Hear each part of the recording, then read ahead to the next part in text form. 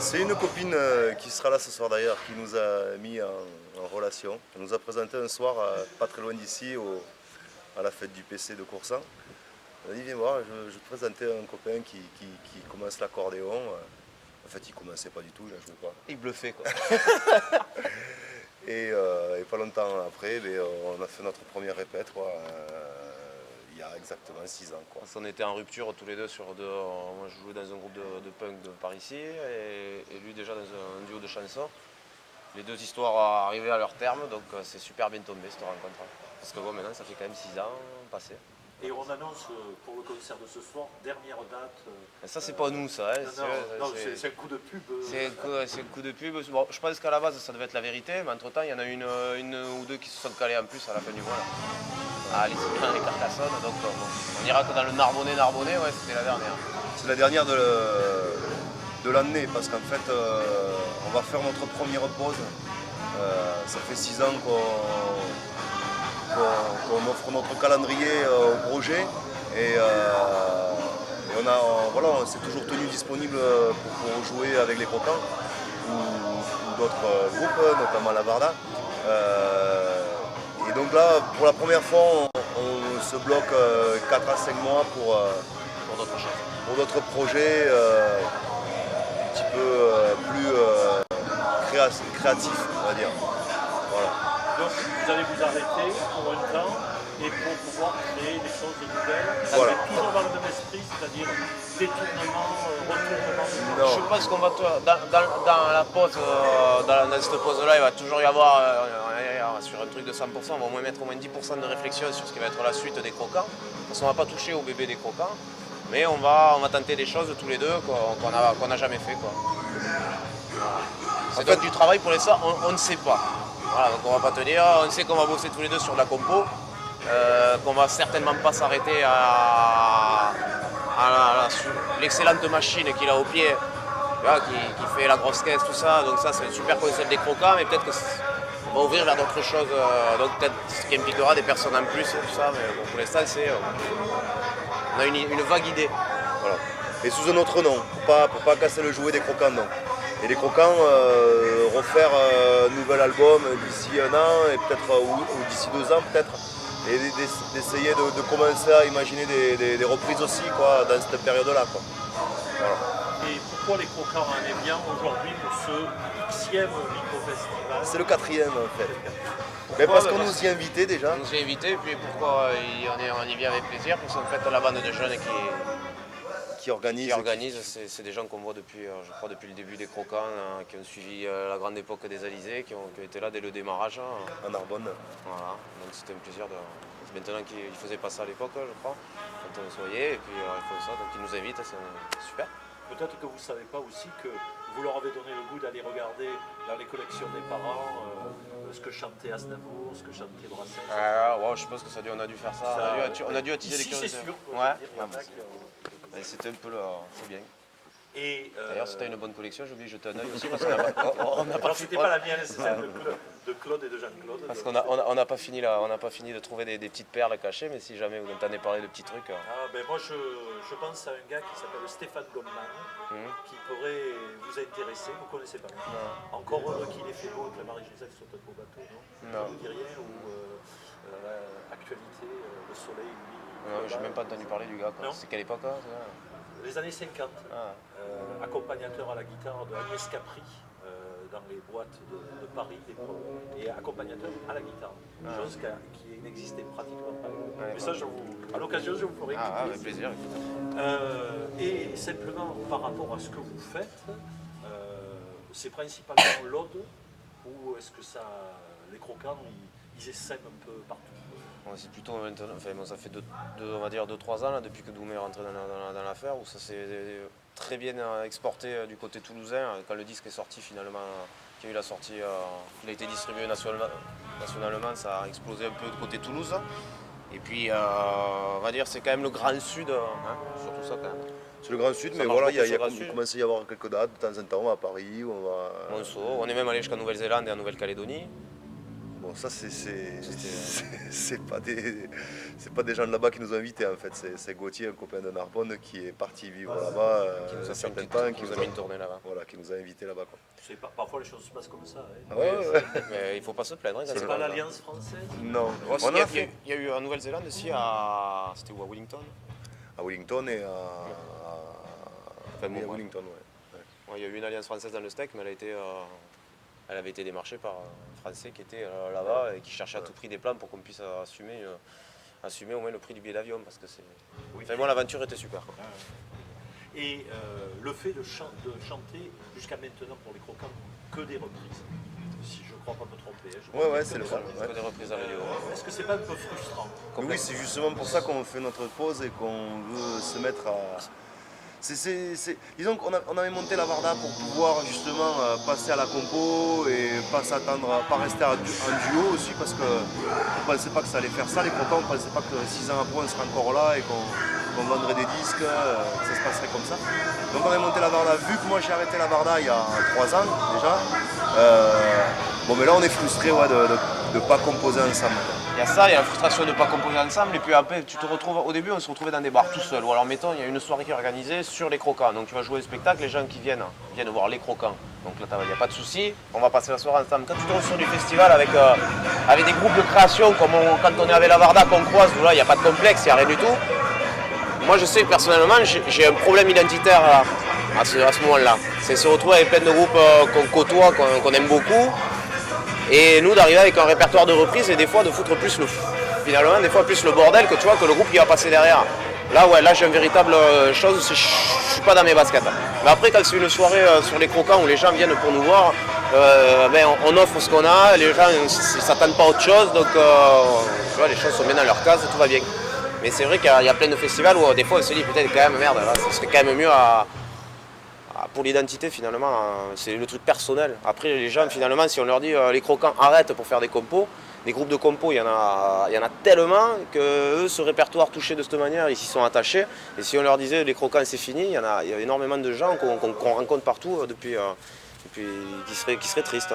Donc c'est pour ça l'idée d'aller faire les compos sous une autre chose, pour pas toucher ce bébé-là, le laisser indemne, que quand on va jouer nos compos, on nous demande pas mon avant de Saint-Jean. Et tu vois, parce que alors ça c'est quelque chose que moi je sais, au début on nous le faisait avec la Varda, ça me... Et oui, tu n'es pas là pour ça. Non, t'es pas là pour ça, donc c'est... Et les croquants, dans le choix des chansons, je pense à cette chanson d'avant-guerre que vous chantiez... Pour me rendre à mon bureau. Voilà, oui. Qu'est-ce que c'est qui vous fait les choisir, ces chansons? Le coup de cœur, et puis après comme on est deux, il n'y a pas de concession. Finalement, c'est Dany qui avait, par exemple, je vais te donner un exemple, pour me rendre à mon bureau, c'est un truc qu'on m'avait appris, que j'ai montré, il a flashé, on l'a fait. Lui, il est tombé par hasard sur Je bois, il m'a fait écouter ça, il a arrangé, on l'a pris. Voilà, je veux dire, il n'y a pas un concept de ça a du sens. Ah, si, il faut ça me plaît bien, ouais. Si au pire, s'il n'a pas trop de sens, il faut qu'il soit au moins rigolo. Et s'il n'est pas rigolo, il a intérêt d'avoir une sacrée mélodie, quoi.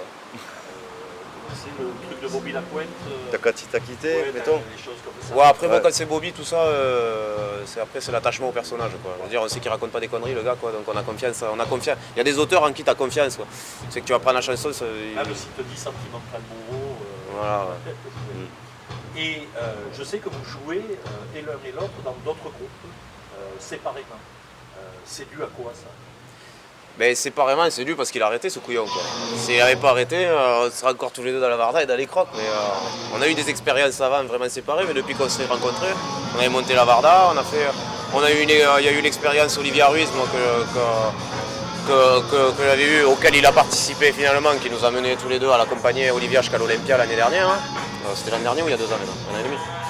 Pas l'année dernière. L'année dernière, enfin bon bref. Et non, on partage quasiment tout, à part la Varda maintenant et encore. C'est-à-dire la Varda vient de sortir un album, au lieu d'aller dans un grand studio, il a monté un petit studio, on est allé enregistrer chez lui, il nous a dirigé, il a fait le truc, donc tu vois la famille elle est... Et Daniel, moi je t'ai vu l'année dernière, c'est vrai, Zanzibar. Ah ouais. Et alors en plus tu sais que je suis venu t'écouter parce qu'avec ma femme on avait prévu de venir vous écouter. Dans le même temps il y avait un Narbonne de fanfare à menu auquel je participe maintenant. Et donc le choix a été déchirant, mais je ne me suis pas trompé, je n'ai pas perdu ma soirée. Zanzibar, cette expérience, c'est quoi pour toi? Pour moi, c'était une mise en danger en fait. J'ai arrêté la Varda, déjà c'était un petit peu pour me reconstituer artistiquement. Ça a été un peu... c'était assez difficile en fait de se retrouver tout seul et de devoir recréer quelque chose. Il y a ce projet qui m'est passé devant, je l'ai saisi quoi. Et voilà, moi je l'ai pris, c'était une forme, bon déjà un respect de l'artiste Boris Vian quoi, que j'aime beaucoup quoi. Et que je trouve toujours actuel en fait quoi, dans ses propos, dans ses textes. Et moi je me retrouve bien dans cet artiste. Et le projet Zanzibar, c'était pour moi une mise en danger, d'arriver, de me mettre à vif sans instrument de musique derrière lequel me cacher. C'était aussi entre guillemets une petite mise en scène, donc des costumes, j'arrivais, voilà, moi c'était ce que je recherchais, c'était un challenge quoi. Voilà. Et je l'ai eu, je me suis bien fait peur quoi. À chaque concert c'était terrible le track quoi. Avec un pianiste fou, ouais. C'est possible. J'avoue que je me suis dit, lui il joue pas sur scène, il joue pas, il se donne sa vie quoi. Ouais, Joseph qui est allemand là, qui joue dans Les Petits Gens. C'est un excellent musicien, jazzman quoi. Et voilà, et Fred qui joue dans Ida Vuelta, c'est un duo de guitare flamenco et Amérique du Sud. Voilà. Et Zanzibar, c'est fini? Zanzibar, c'est fini, ouais, ça a été un projet. Que j'avais oublié, tu vois. Ça a été, non, mais comme je l'avais vu, c'était quoi, ça t'a arrêté quoi, il y en a? Ouais, ça a duré à peu près un an, quoi, entre les répètes. Ça fait un an que c'est fini, voilà. déjà. Ouais. Moi, je vous ai vu à Camplon. C'était la dernière. Non, Camplon, oui, c'était la dernière Camplon. C'était l'été dernier. Elle était très bien d'ailleurs, cette date. On a eu des dates très très difficiles. C'est vrai que Boris Vian, c'est pas non plus de la variété tout public. Et c'était en plus comme ça, avec juste un piano et une guitare, c'était très difficile à porter, quoi. Surtout quand on vit à côté, ce qui nous arrive avec les Croquants, où c'est un peu de l'autoroute, on fait notre truc depuis des années, et puis on n'a pas, voilà, on est nous, quoi. Puis on est dans l'énergie. Je joue pas un rôle, quoi.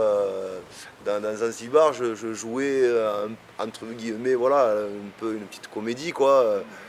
Je jouais le Marlou, et donc, ouais, ça au bout d'un moment, ça m'a un petit peu fatigué parce que c'était pas moi, quoi. Moi, j'ai envie d'être sur scène et d'y être à moi et entièrement, quoi, sans jouer un rôle, quoi.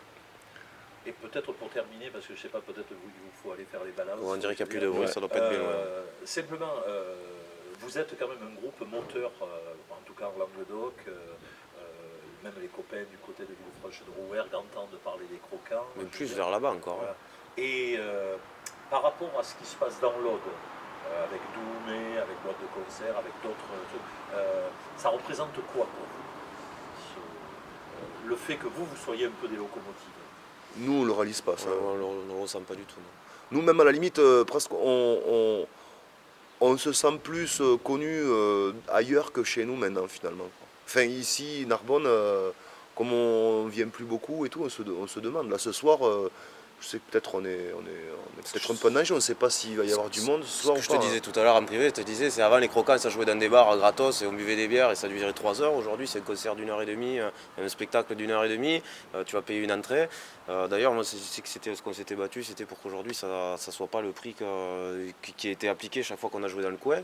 Parce que bon, c'est aussi un rapport avec des choses qui nous dépassent un peu. Hein. Et puis voilà, donc les gens venir payer pour voir les Croquants alors qu'on les a vus et puis ils ont fait leur affaire depuis, tu vois. On se sent pas locomotive. Et voilà, encore une fois, il y a cette histoire de reprise qui vient. Bon, finalement, les Croquants, c'est deux musiciens interprètes, quoi, et c'est beaucoup. Ça dépend aussi beaucoup des textes et des auteurs, quoi, et des compositeurs, quoi. Hein.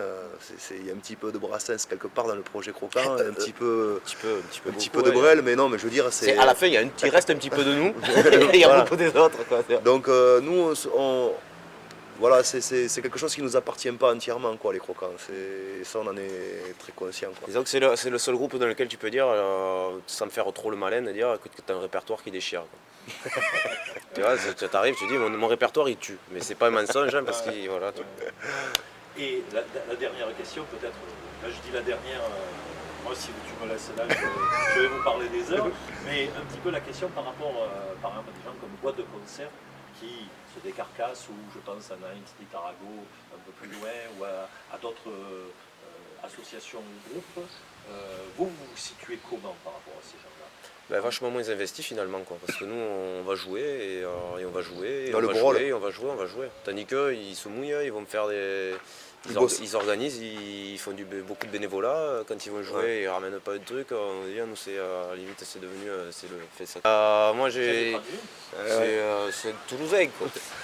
C'est maintenant Biterrois quoi. Le pauvre.